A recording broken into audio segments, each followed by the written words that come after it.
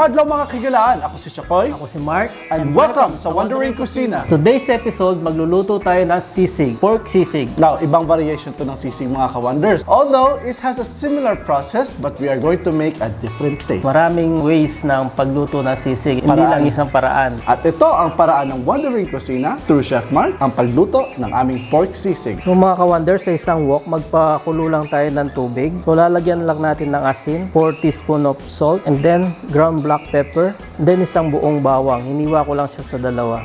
And then gagamit din tayo ng lemongrass or tanglad. And then onion leaves. Lalagay na natin yung pork. So gumamit ako ng pork belly and pork ear. And then mascara, ulo ng baboy. Half yan ng ulo ng baboy natin. Then yung mga tenga. Then takpan lang natin siya, pakuluin natin hanggang lumambot yung baboy natin. Ayan mga ka-wonders, kumukulo na amoy yung tanglad natin. So karaniwan mga ka-wonders, wala naman tanglad yung sisig na ginagawa nila. Naisipan ko lang nalagyan ng tanglad. Tingnan natin kung anong magiging kalalabasan nito mamaya. So binabalik-baliktad lang ni Chef Mark yung karne natin mga ka-wonders, just to make sure, para ma-check niya kung okay na ba yung karne. And then hayaan lang natin to na pakuluan ng husto hanggat sa ma-achieve natin yung gusto nating lambot. So takpan na natin and then balikan natin yan. Ayan mga ka-wonders, pwede na to. Medyo malambot na. Hindi naman siya sobrang lambot. Ayaw natin na masyadong malambot yung ating karne. Kasi piprituhin pa natin to. Okay na to yung lambot na to. Mga 30 minutes. Kung nakikita nyo mga ka-wonders, yung sabaw din niya mismo, nag-turn greenish dahil yan sa mga dahon ng tanglad at saka sibuyas na dahon na nilagay natin. Yan. Okay na yung lambot na yan. Chef Mark, tama? Yes. Ganito lang gusto nating makuha na texture niya. Wonderful. Okay. So next. Yung next natin gagawin mga ka-wonders, ilubog lang natin dito yung ating atay ng manok. Yung sisig mga ka-wonder, actually yung authentic na sisig talaga, linalagay nila yung utak ng baboy. Wala tayong utak dito ng baboy, so ito yung gagamitin kong pampalapot ng sisig natin. Yung atay ng manok, takpan muna natin. Ayan mga ka-wonders, okay na itong natin, atay ng manok. Set aside lang natin to. Iwain natin to ng malilit mamaya. Ayan na siya.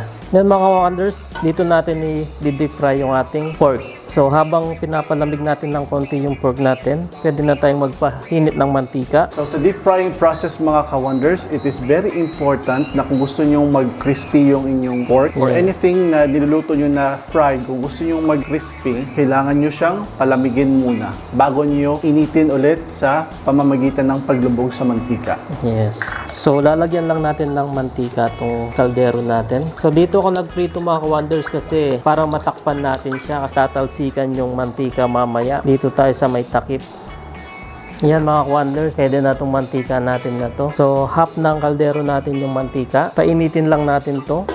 Takpan lang natin muna hanggang lumamig yung ating pork. So mga ka-wonder, habang nag-iinit tayo ng mantika, inaantay natin uminit yung mantika natin, maghihiwa tayo ng sibuyas. So maraming sibuyas yung kailangan natin. Iwain lang natin ng maliliit. Then yung ating sili. Then iwain lang natin yung ating atay. So mga ka-wonders, check lang natin kung mainit na itong mantika natin. Kung magbababos na to, ito na yun. So nagbababos na siya mga ka-wonders. Yan. Init na? Oo, mainit na to. So lagay mo na yung mascara. So ang challenge ito mga ka-wonders is sobrang matalsik po ito. So unahin po natin paglagay ang mascara. So ito po yun. Yan. So handa na ba kayo? So lagay natin mga ka-wonders. So lagay na rin natin to. Yan. Hindi lang siguro natin i-overwhelm kasi baka hindi siya hustong mag-crispy. So takpan na natin mga ka-wonders and then balikan natin. Ay, yun mga ka-wonders, sinasabi ko mga ka-wonders. Bahala ka dyan sa buhay mo. Yan mga ka-wonders, luto na yung first batch natin. So crispy na kaya Chef Mark? Yan, no? Or kulang pa yung nagano na siya, chicharon na siya. Yan. Yan, ito yung mascara natin, lumiit na siya. Tingnan nyo, malutong na siya. So tadtarin lang natin siya.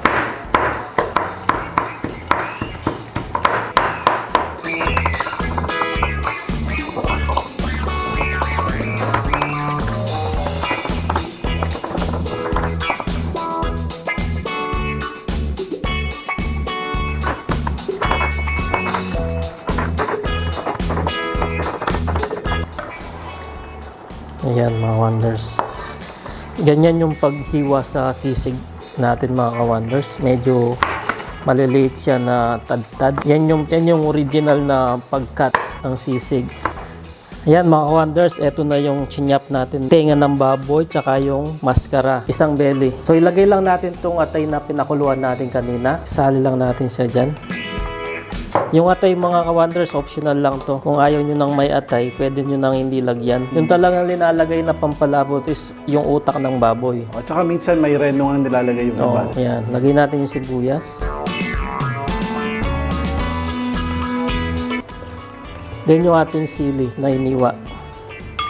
Yes, hindi siya chop mga ka-wonders, but nahiwa natin siya into smaller pieces. Then pepper to taste. That's around 2 teaspoons. And salt to taste. So i-adjust nyo lang yung salt mga ka-wonders if kailangan pa. Then lemon or kalamansi kung meron kayong kalamansi. Pero mas masarap kalamansi. Yes, siguro ito mga 5 tablespoons to mga ka-wonders, pero adjust nyo lang. Then halo lang natin siya ng maayos para mag-mix lahat yung mga linagay natin. So lagyan din natin siya ng soy sauce. Additional panlasa din siya.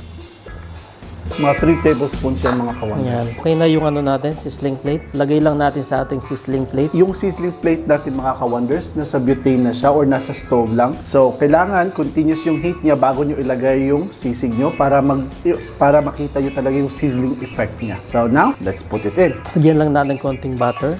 Yes. Ooh, look at that. Then, lagay lang natin yung ating sisig. Yan.